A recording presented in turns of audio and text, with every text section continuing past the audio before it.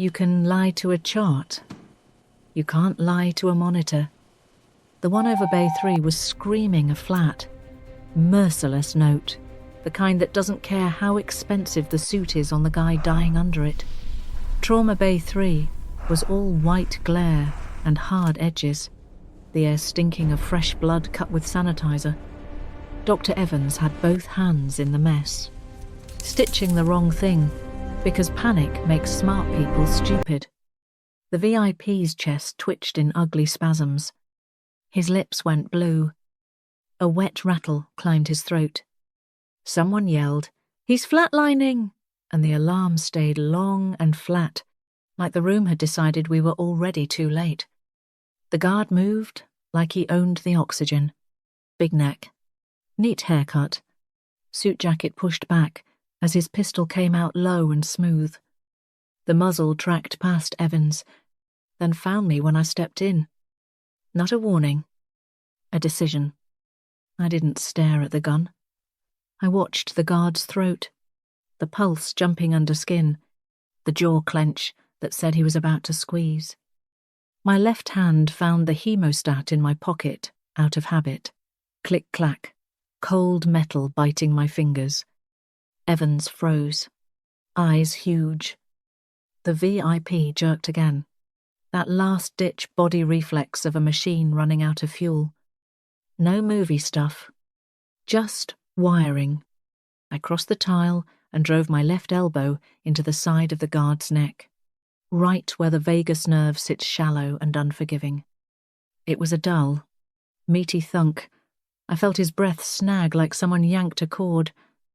His eyes went wide for one stupid heartbeat, then his knees emptied. He folded and hit the floor like a dropped bag of cement. The pistol clattered once, skittered toward the drain. "Don't touch it," I told Evans. Quiet, but absolute. The monitor still screamed. The VIP's right side was ballooning, skin tight. Ribs not moving, right. Pressure building where it shouldn't. Tension pneumothorax. Evans had been sewing while the man suffocated from the inside. I grabbed a large bore catheter from the tray and snapped the cap off with my teeth. The room tasted like alcohol wipes and copper. My hands were steady. Scars on my palms tugged under the gloves, old chemical burns that never let go. I planted 2 fingers high on the chest, found the gap between ribs by feel, and drove the needle in hard and straight. Resistance, skin. Fascia, then, that sudden give that always feels like stepping off a curb you didn't see. The hiss came instantly. A clean, sharp whistle as high-pressure air dumped out through the catheter. Real. Ugly. The VIP shuddered, then sucked in a thin, broken breath like his body remembered what lungs were for, and then the blood came. Not bright red. Black. Thick. It slid out like used motor oil, and the smell hit half a second later, metallic. Sure, but underneath it, a chemical bite. Ozone, like a storm had broken inside his chest. It cut right through the antiseptic stink and tightened the back of my throat. My glove went slick. The catheter pulsed, the body trying to spit something out. Evans leaned in, stared, and for once, he didn't argue. He just swallowed and went pale. "Bag him," I told a tech, and they moved like they'd been slapped awake. The tone on the monitor wavered, found a rhythm again, ugly, but alive. The VIP's lips eased from dead purple to something closer to human. Not stable. Just not gone yet. I stripped a vacutainer tube from the rack and caught the black blood, watching it swirl like ink against plastic. The ozone smell kept rising off it in faint, nasty breaths. Hypoxia didn't smell like that. This was a marker. A tag. A signature somebody had paid good money to keep invisible. When we shifted him, his cuff slid back, and I saw a yellow label, half hidden under his sleeve. Biohazard Level 3, stuck there like an afterthought. White dust on the fabric, chalky as concrete. He hadn't come from a penthouse. He'd come from somewhere below. Evans finally found his voice. "What is that trouble?" I said. "Evidence beats testimony." Always had. I locked eyes with the tech trigger the code red, and locked down every door in this unit. The tech hit the button. Red light started to strobe down the hall. Somewhere outside the bay, magnetic locks thumped into place. In Bay 3, the VIP dragged in another shaky breath through the mask, and I turned with the blood tube in my hand like it was a live round. I wasn't thinking about the gun on the floor. I was thinking about that ozone bite and how fast a hospital can turn into a cage. Lab sat a short sprint away. Colder, quieter, the kind of place where panic usually whispers instead of screams. The door sighed shut behind me, and the noise of trauma dropped off like a cliff. Only the hum of refrigeration and the thin, mosquito whine of a centrifuge in standby. I set the tube down under the hood light and watched the blood cling to the plastic like it didn't want to be seen. I slid the sample into the LIMS station, the way you'd feed paper into a shredder, careful, respectful, like the machine might bite. The screen should have given me a neat panel, type, crossmatch, hemoglobin, something that let me pretend this was routine. Instead, it flickered once, then went a hard, furious red that made the lab feel smaller. The centrifuge spun up with a buzzy, impatient whir, the kind of sound that crawls under your teeth. For half a breath, I thought it was a glitch. Hospitals live on glitches. Then the text snapped into place. Too crisp. Too intentional. Like someone had been waiting for my hands to touch the keyboard. The screen flashed hard red text. Error 404. Biosignature classified. DOD override. I stared at it, cursor blinking like a heartbeat that refused to die, and the ozone smell in the tube suddenly made sense in a way I didn't like. Classified. D-O-D. Those words didn't belong in a civilian hospital lab. You don't accidentally stamp the Department of Defense onto a blood result. Somebody had wired this into the system on purpose. Evidence beats testimony. Fine. But evidence also gets people erased. My fingers hovered over the keys, but the system didn't care. The menu bar greyed out. Even the printer light went dark, like it had been ordered to forget. The first lock hit with a deep metallic clunk that I felt through the soles of my shoes. Then another. Then a series of them, rapid and coordinated, as if the building itself had decided to hold its breath. Thick glass panels along the corridor slid down from the ceiling on hidden tracks, sealing sections off with a heavy, hydraulic finality. Clunk hiss, magnetic bolts kissing metal. The lab's own door tried to reseat, the frame vibrating as the RFID lock engaged. A calm, synthetic voice rolled out of the ceiling speakers. Level 4 quarantine protocol activated. All personnel, shelter in place, level 4. Quarantine. Not evacuate, not assist, stay put. Contain. The kind of language you use when the building is the patient and the people are the infection. My pulse stayed stubbornly steady, but my mouth went dry. I'd seen protocols used as weapons before. They just usually wore uniforms. I stepped to the reinforced window and looked out into the corridor that led back toward ICU. Red strobes flashed against the glass partitions, turning everyone outside into silhouettes, nurses frozen mid-run, a janitor, with a mop like a useless spear. The hospital wasn't moving anymore. It was locking itself down, one section at a time, like a ship sealing bulkheads. The elevator at the end of the hall chimed once. cheerful and wrong, and the doors parted. Cold air spilled out, carrying a faint rubber and filter smell that didn't belong to this place. 4 figures stepped through in black hazmat suits, matte and heavy, faces hidden behind respirators that reflected the red strobes like insect eyes. Each one held an MP5 tight to the chest. Muzzle down, but ready. Lights mounted. Fingers disciplined, professional, not frantic. They didn't fan out like cops. They moved like a team that had rehearsed the hallway.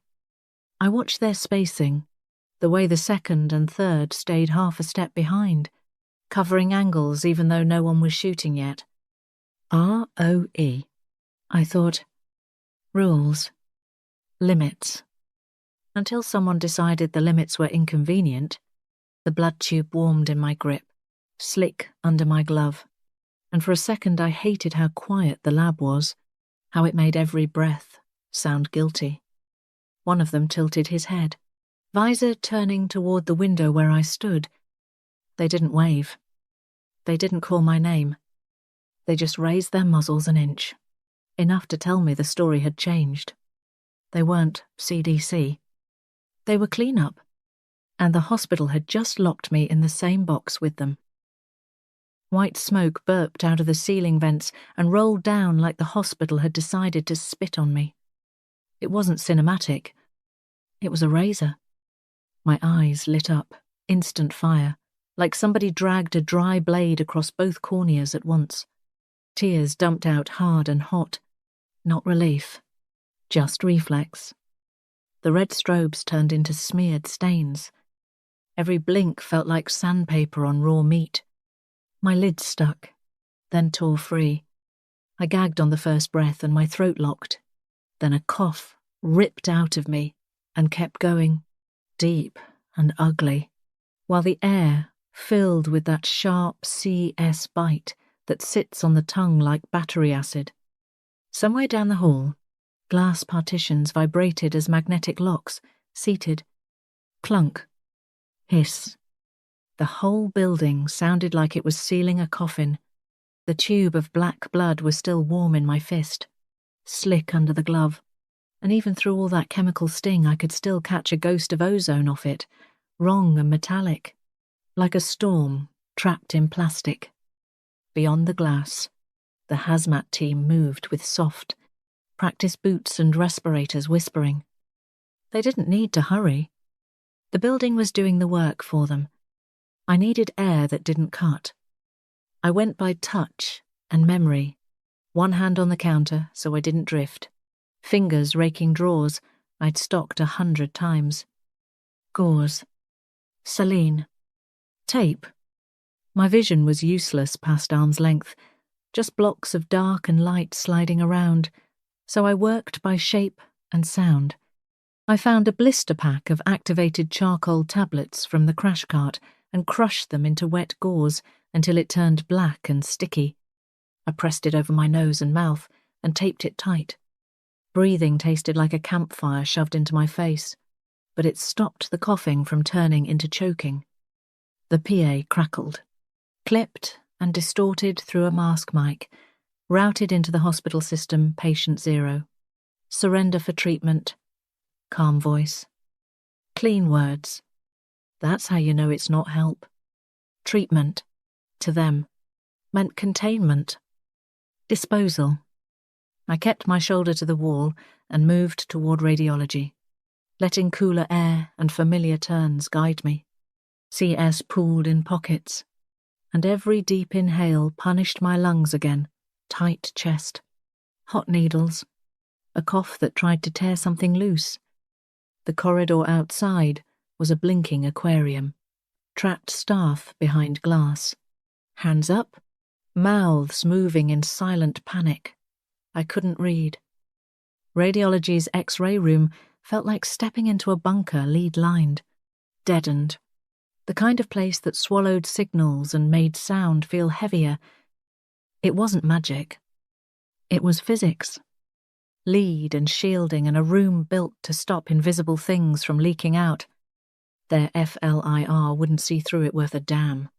I found the nurse call panel by feel and started tapping, lighting up empty rooms, firing call tones down side halls, turning the corridor into a scattered chorus of beeps and buzzers. Noise makes professionals have to choose. Choose wrong once, and the whole formation gets ugly. I popped the defibrillator case. Plastic bit my thumb. The unit was warm from standby, humming like it was half awake, and when I set it to 300 joules, it answered with a rising whine that made my teeth ache. I pulled the defib paddles free and set the unit to discharge on contact, turning the doorway into a hazard they wouldn't expect. The zone slid over me like a lid. Pain became background static. Hands went steady. Decisions got clean. The door jolted under a shoulder hit. Another hit. The frame shuddered. Through the blur, a dark shape crowded the slit. Weapon angled down. Light sweeping, patient 0. Surrender for treatment came again. Closer. Still calm. The latch clicked.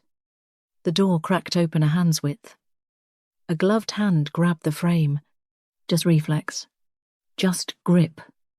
I fired. A sharp pop. The stink of hot dust and ozone, and the suit in the doorway locked up, every muscle seizing at once, then folded backward like somebody cut the strings. The MP5 banged the jam on the way down. Boots outside scrambled. Their perfect rhythm broke for the first time. I lunged into the gap, vision still smeared, and found him by touch. Nylon straps, hard plastic buckles, the cold ridge of an ID badge. I tore the keycard free and slammed the door again, jamming the manual bolt. Then a different voice hit the comms, tight, angry, like it came from someone who didn't like surprises. ROE is lifted. It said, lethal authorized. I didn't need to see their faces to know what that meant. The hunt had stopped being paperwork. Now it was personal. The lights died like somebody yanked the sun out of the ceiling. 1 second, the hospital was a blinking aquarium. The next, everything went black and quiet. In that special way you only hear when power drops.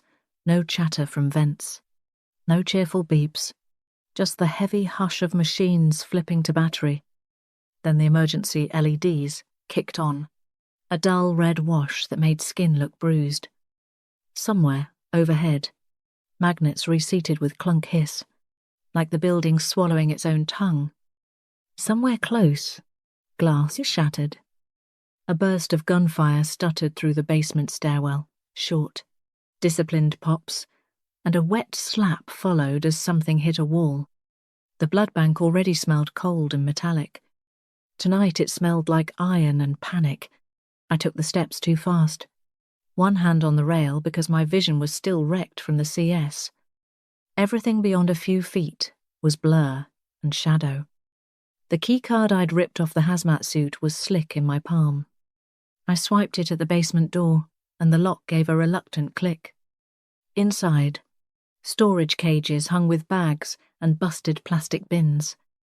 A cooler door stood open, bags swinging, some already split and dripping. On a monitor feed for the pediatric ECMO ward, backup power spit out a countdown, 1800, then 1759. 4 little names in the corner. 4 clocks. That was the real weapon. Cut the power, and you don't have to shoot anyone. You just wait. Dr. Henderson was already there, hunched like he'd grown into the cold. 65. Coffee breath, mothballs, the kind of man who knew every unit in this basement like it was a map of an old war. His hearing aid glinted in the red light. He watched the ECMO countdown like it was a hand he couldn't fold. Another burst of rounds chewed into metal shelving. Blood misted the air. I tasted iron through my mask. "Doc," I said, voice rough. "We move, now." No speeches, just math. He reached up and shut off his hearing aid with a tiny, decisive tap. The world went quieter around him, like he'd closed a door in his own head. Then he looked at me, eyes tired but clear. "Go do your job, Stitch. The kids' lungs are on me." It wasn't a goodbye. It was an order. The kind you follow because arguing burns seconds. I headed for the stairs, and he headed for the electrical room. He didn't hesitate. He just put his hands where they shouldn't go and forced the connection. A sharp crack, blue sparks screamed into the air. The smell of burning meat mixed with sharp ozone hit the back of my throat. The LED lights in the ECMO wood flickered and blazed back to life. Henderson's body was fused to the panel, smoking. On the monitor feed, the countdown stuttered. Then the machines flipped back to normal status like they'd been given permission to live. My stomach tightened so hard, it felt like a clamp closing. I wanted to say something. Anything. But my eyes were dry now, scraped raw, and tears weren't an option even if I'd had the time. Henderson didn't get a martyr speech. He got results. The gunfire paused, like the hazmat team had to recalibrate to the fact the power came back. Good. Confusion bought minutes. Henderson had bought me a sliver of air. I stared at the smoke curling off him, then forced my body to turn away. Evidence beats testimony. Always. And the evidence was upstairs in the logs, in whatever Webb had buried under this hospital. I clenched the stolen key card until it bent and moved, fast and blind, up the stairs toward administration. I didn't look back. If I did, I'd waste the 3 minutes he'd just burned himself alive to give me. The stairwell up to administration smelled like wet concrete and old paper, and every breath still had that CS sting riding it like grit. My eyes were swollen and blurry, tears drying into salt at the corners. I moved fast anyway, keycard in one hand. Somewhere below, the hazmat team kept the building talking in metal doors clunking, boots in formation, radios snapping short. Henderson had bought me a gap. 3 minutes. That was it. I hit the admin hallway, and the lights were half dead. Emergency LEDs pulsing like a tired heart.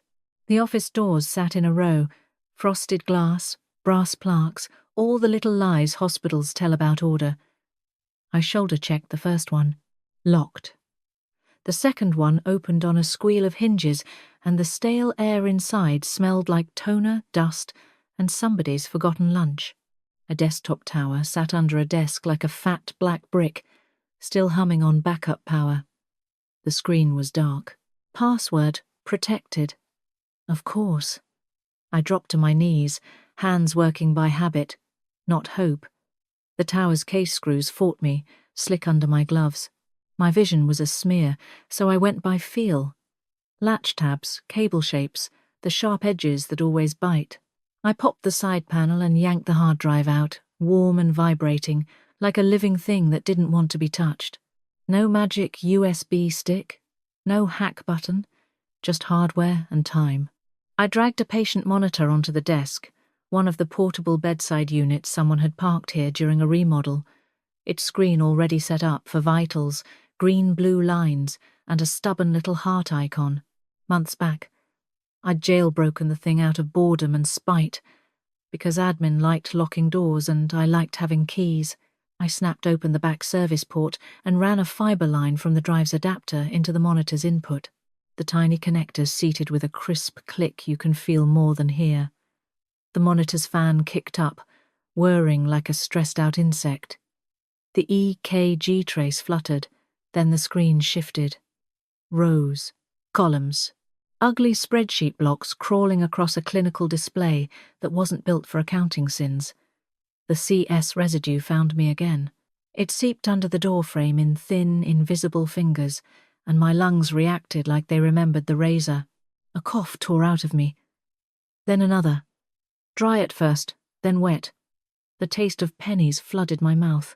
I spat into my glove and saw little bright flecks, pinprick blood, streaking the black charcoal smear around my lips.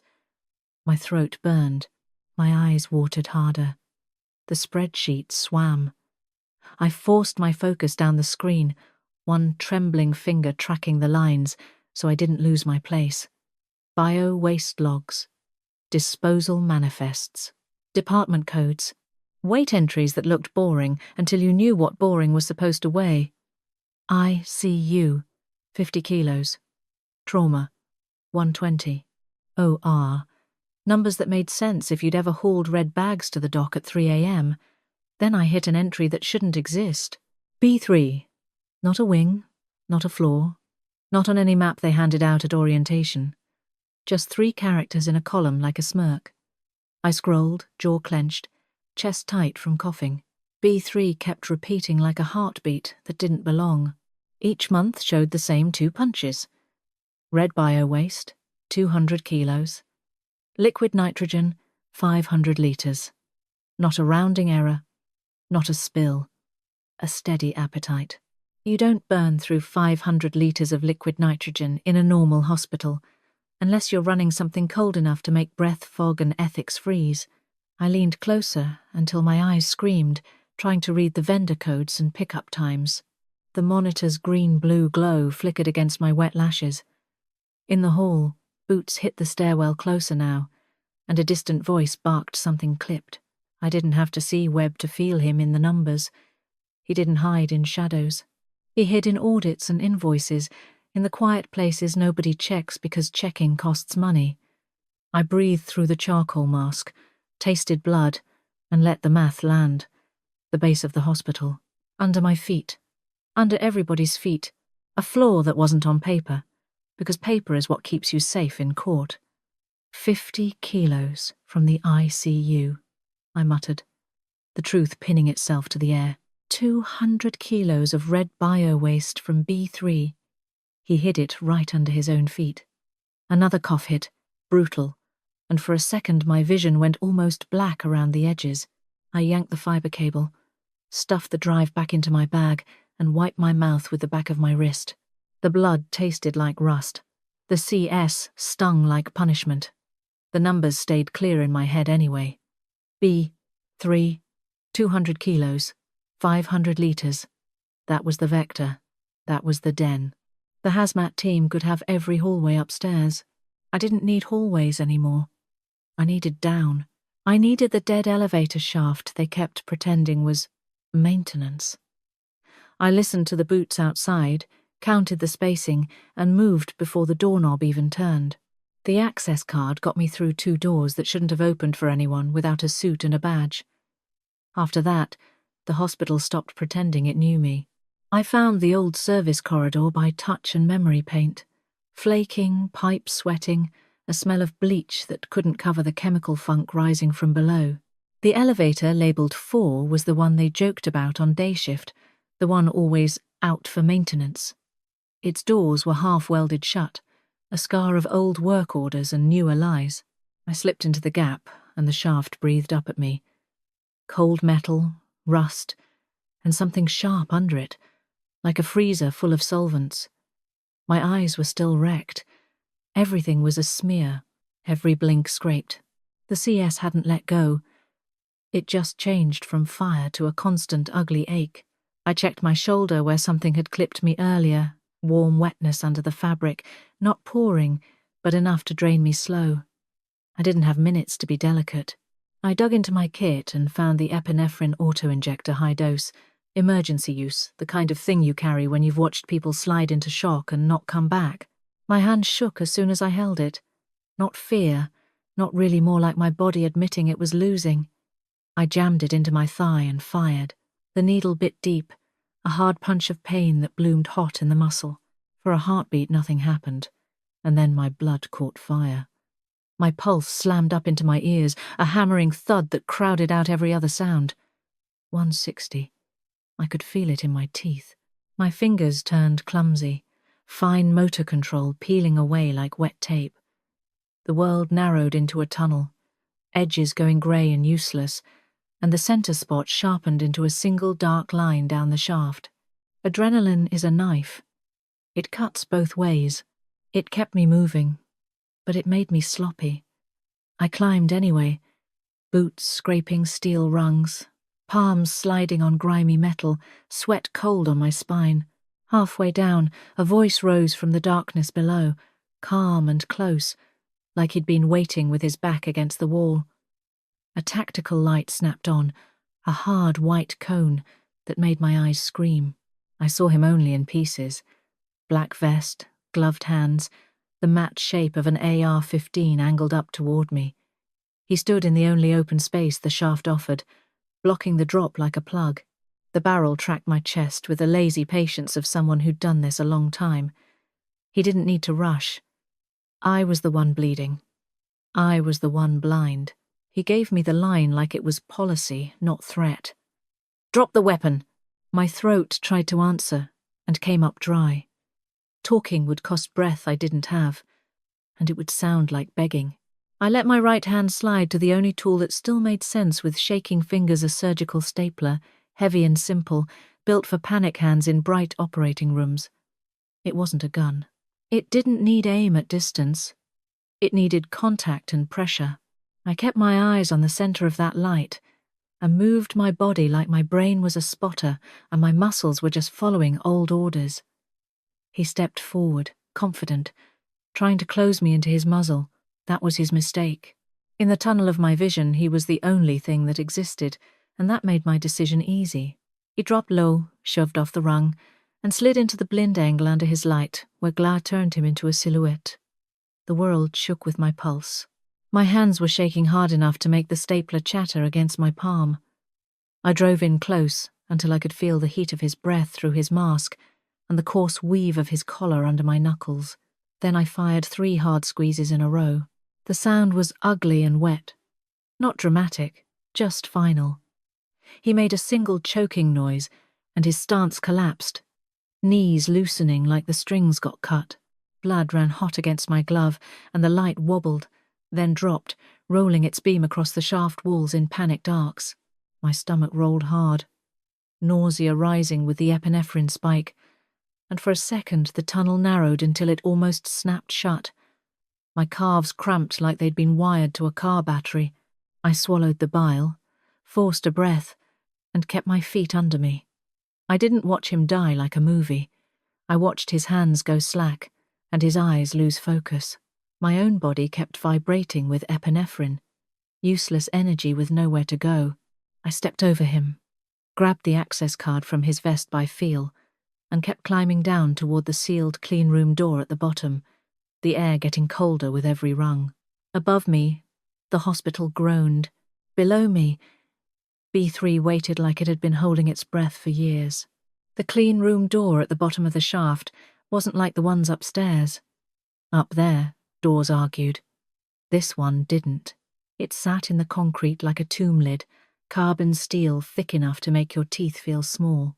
Frost filmed the edges where cold air leaked out, carrying that sharp bite of solvents and old ozone baked into metal. My tunnel vision kept trying to swallow the frame, but the center stayed clear. A black oval camera, a glossy iris scanner, and a brushed panel stamped with warnings nobody read until it mattered. Behind it, a low mechanical hum stayed steady, and I caught the faint spin of something fast. Centrifuge. The place was alive down here. I hauled the deputy's body the last few feet by his vest straps, hands still trembling from the epinephrine. Blood smeared the floor. I propped him upright in front of the camera, his head lolling toward the scanner. The intercom clicked, then a voice slid through, calm, expensive, controlled. "You lost, Mitchell. The purge order is out. By tomorrow morning you'll be all over the news as patient 0 of a catastrophic outbreak." I didn't answer. Talking wastes oxygen. I dug into my pocket and found the small tube I'd carried since Bay 3, wrapped in gauze and tucked like contraband. The black blood inside still smelled faintly of that storm-burned ozone when I cracked the cap. I drew it into a syringe with a slow pull, watching it climb the barrel, thick and stubborn. My eyes burned every time I blinked, like the CS had left a scar on the inside of my skull. The epinephrine kept my heart loud and stupid in my ears, and my hands wanted to shake even when I told them not to. I found the ventilation slot beside the door narrow, protected by a mesh grate. I shoved the tip through and pressed the plunger. The syringe fought back, then gave, black fluid atomizing into the air channel with a wet hiss. Somewhere beyond the door, a fan caught it and carried it inward. The hum behind the steel stuttered. A chair scraped. A breath hit the intercom. Sharper now, and I heard something I hadn't heard from him yet. His heart, faint but real, racing against the mic. I leaned in. "If you stay in that air, you'll be in trouble in under a minute." "Don't worry. You have exactly 45 seconds to use your iris to open this door and get the antidote." I kept my voice flat, clinical, the way you talk to a patient who's about to do something stupid. I watched the small digital clock on the access panel, the seconds blinking like a quiet executioner. 45 seconds is nothing in a hospital. Down here, it was a whole lifetime for a man who'd built his world out of distance. He didn't rant. He didn't confess. He breathed. Fast, shallow. He tried to decide if he believed me. He didn't have the luxury of certainty. Biology doesn't care what your title is. Somewhere in the vent line, my black blood moved like smoke. "And if you pass out from anaphylactic shock," I said, bringing up the heavy metal, "I'll use this surgical stapler to pin your eyelids open for the scanner." "Your choice, Director." Silence. Then a wet cough, then another. The calm in his voice broke into something thin and furious. I didn't need to win an argument. I needed him upright, conscious, and scared. The deputy's body sagged against the camera. Dead weight. I nudged him into frame again with my boot, keeping the system thinking it still had 2 men present, 2-man rule. Cute idea. Humans are confident until blood and time show up. The countdown kept blinking. 30. 25. My stomach churned again, and the room tilted just a hair. I forced the tremor into stillness by bracing my forearm against the steel. At second 44, the iris scanner lit up bright. A shadow crossed it. A face leaned close. The system chirped, satisfied. Bolts withdrew with a deep, vibrating thunk, and the door gave a slow, grudging hiss as it unlocked. He didn't open it with courage. He opened it with survival. Cold air rolled out, and the gap looked like the mouth of something hungry. By the time I climbed back into the world that had windows, the hospital felt like it had aged 100 years overnight. Dawn was a dull, grey smear behind shattered glass, and the air outside the main entrance tasted like concrete dust and old smoke. Sirens didn't wail so much as churn layers of them, close and far, while blue and red lights strobed across puddles and broken stretcher wheels. FBI armoured trucks sat nose to curb, engines idling, headlights pinned on the doors like they expected something to bolt. CDC vans were there too, cleaner, brighter, men and women in white Tyvek, moving in tight little circles, pretending they were in charge. I stepped out anyway, face streaked with charcoal and dried blood, hands stiff inside cracked gloves.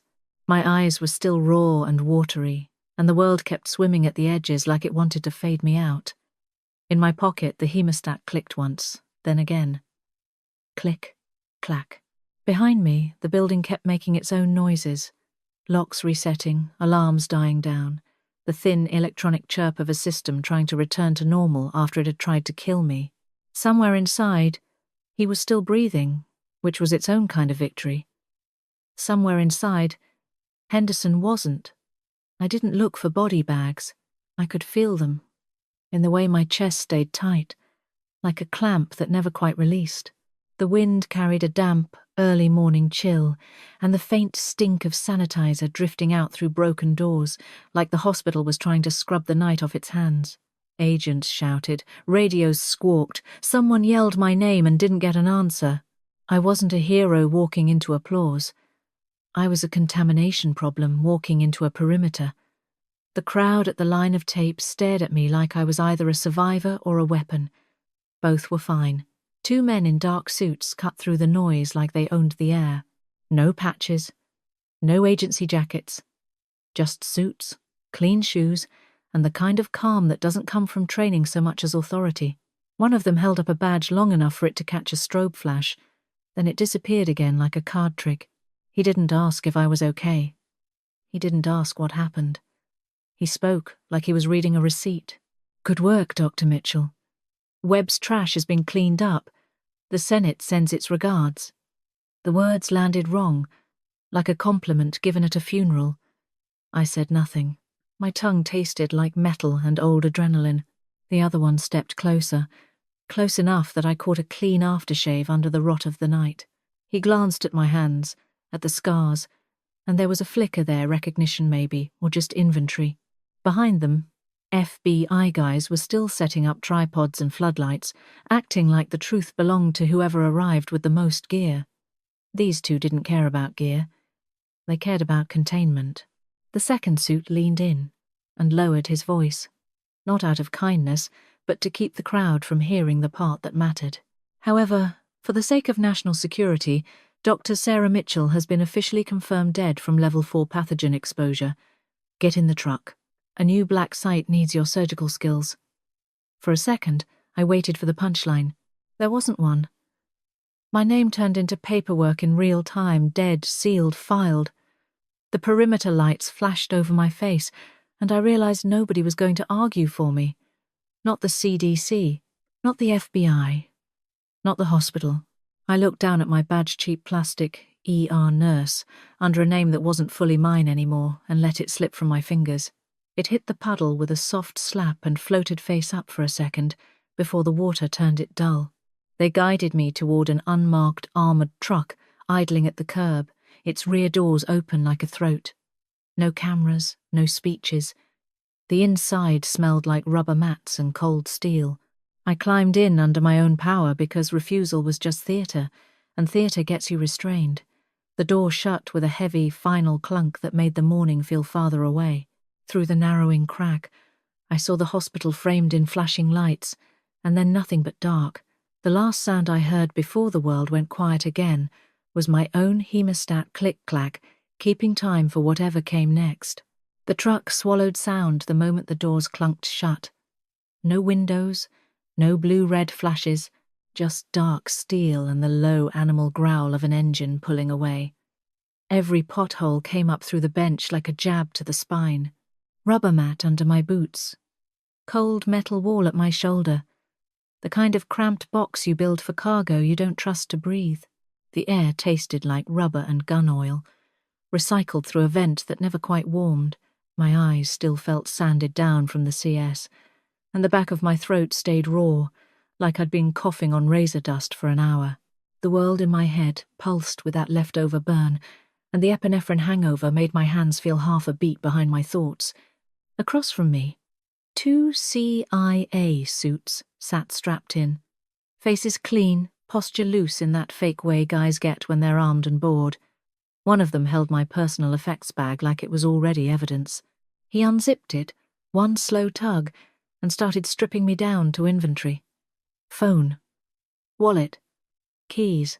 The cheap badge lanyard I'd dropped outside was gone, but he still found the little things, an old coin, a cracked penlight, a folded note I didn't remember writing, even a single nitrile glove stuffed in a pocket like a bad joke.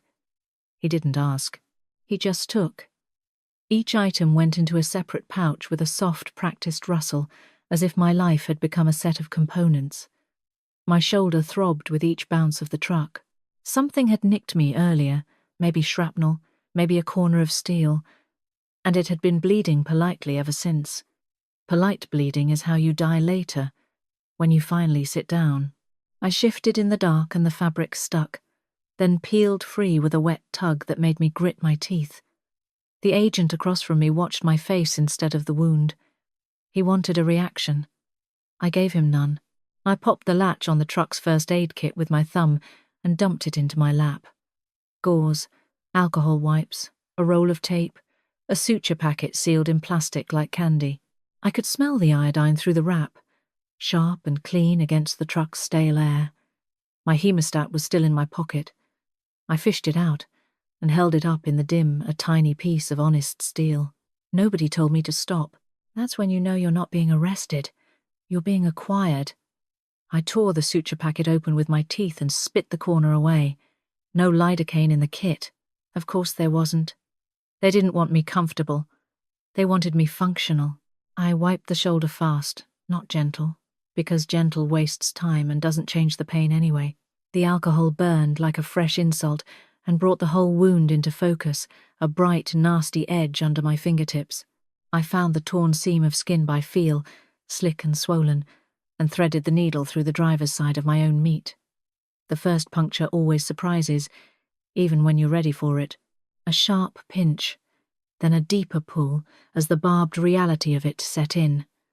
I breathed in through my nose, slow, and let the pain become a point I could balance on. Whipstitch isn't pretty.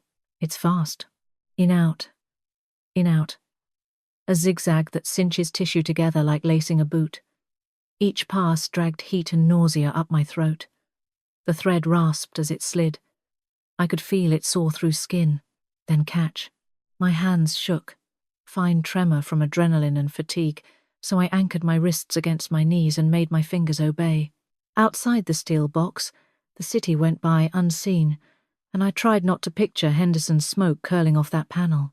Thinking about him would turn this into grief. Grief makes you slow. By the time I tied the knot, sweat had cooled on my back, and my jaw ached from clenching. The wound stopped gaping. That was the only mercy I needed. The agent across from me leaned forward just enough that I caught his eyes in the dim, flat and interested, like he was watching a demonstration at a trade show. He nodded once, almost respectful, and then gave me the line he'd been saving. That whipstitch saved 40 JSOC operators in Fallujah. Now it's going to work for us. The words landed like a stamp on paper. Confirmation. Ownership. The other suit finally spoke, not with a threat, just a reminder. Seatbelt tight, hands visible, don't make this harder than it has to be. I tucked the needle back into the kit, wiped blood off my hemostat on my pant leg, and listened to the engine keep eating miles. Somewhere behind us, my old life was already getting filed under dead. I didn't fight it. I just clicked the hemostat again, click-clack, because pain was honest, and names weren't. Time didn't soften anything. It just changed the lighting. By 8:00, the world I'd been shoved into was bright in the worst way, white LEDs so hard they felt like they were drilling into my skull. The air was cold and scrubbed until it smelled like nothing, which somehow made it smell like threat. No sirens here, no shouting, just a steady ventilation hiss and the faint electronic chirp of monitors that didn't belong to any hospital with a gift shop. The hallway floors were polished epoxy, too clean to be real, reflecting my boots like a mirror that didn't need me. Every step gave a soft rubber squeak that died fast, as if the walls didn't allow echoes. A door opened with a pneumatic sigh and a keypad tone, and I stepped into a trauma bay that looked like somebody rebuilt an ER inside a freezer and then decided colour was a security risk. The room was all stainless steel and sealed edges. Lights on articulated arms waited above an operating table, their joints poised like insects. A cart held instruments laid out in neat rows, every handle wrapped, every blade counted before I even touched it. Suction canisters sat empty and ready, clear plastic with measurement marks like they expected to be filled. A tray of syringes gleamed under the ceiling panels, capped, labelled, anonymous. Somebody had tried to wipe me down 2 fresh scrubs, a new mask, hairnet like you could bleach history off a person. My shoulder tugged under the stitches with every movement, the knot I'd tied in the truck biting when I lifted my arm. The sting kept me awake. The hemostat was still mine. They'd missed it or let it slide on purpose. Either way, it sat in my pocket like a key I wasn't ready to give up. Silence here wasn't peace. It was design. I rubbed my thumb over the hemostat's hinge and felt dried blood still caught in the teeth. It made me almost laugh. This place could sterilize the air, but it couldn't sterilize me. The patient was already waiting. A man on the table, strapped down just enough to be safe for everyone else, face covered with a dark cloth hood that clung to his nose and mouth when he breathed. He wasn't unconscious. He was trying to stay quiet, and failing. A low moan leaked out with each inhale, wet and uneven. Gunshot wounds dotted his torso clean holes, ugly bruising, gauze already soaked through at the edges. Somebody had done the bare minimum to keep him alive and then stopped, like the goal wasn't to save him so much as to keep him present. A line ran into his arm, another into his neck, taped down with perfect strips that didn't wrinkle. Fluids ticked in slow drops. The monitor showed numbers that looked just stable enough to lie. I leaned in close and listened anyway, because monitors are honest and people aren't. His lungs sounded tight, shallow, the kind of breathing you hear when pain owns the whole chest. Under the hood, his jaw clenched hard enough to make the skin at his neck twitch. I checked his pupils the only way I could, lifting the edge of the hood just enough to catch a slit of eye, then let it fall back. I pressed 2 fingers to his carotid. Fast, jumpy, fighting the meds. His skin was clammy under the antiseptic wipe, the body sweating out shock. Somewhere inside him, blood was pooling where it shouldn't. Somewhere inside him, a clot was deciding whether it wanted to move. I could hear the ventilator hiss, even though he wasn't intubated, just the room's airflow. Steady, relentless, like breathing on behalf of the building. Across the room, behind a pane of glass I hadn't noticed at first, shadows watched. Not nurses, not surgeons. Just silhouettes with earpieces and clipped posture, letting the room do the speaking. I saw the angle of a camera lens in the corner, a tiny black eye that never blinked. Nobody offered a chart. Nobody asked me if I needed anything. They assumed I'd take over because that's what they were paying for with my death certificate. I laid my hands on the instrument cart and let the cold steel bite through the gloves. My fingers found the hemostat and worked it once, twice. Click, clack, click, clack. The patient flinched at the sound like he recognized it from somewhere he didn't want to go again. Good. Fear kept people awake. Awake meant I could read them. I didn't waste breath on comfort. Comfort is a story you tell civilians. I reached for the scalpel handle, felt the balance settle into my palm, and shifted my stance the way I always did. Feet planted, shoulders square, mind narrowing to the work.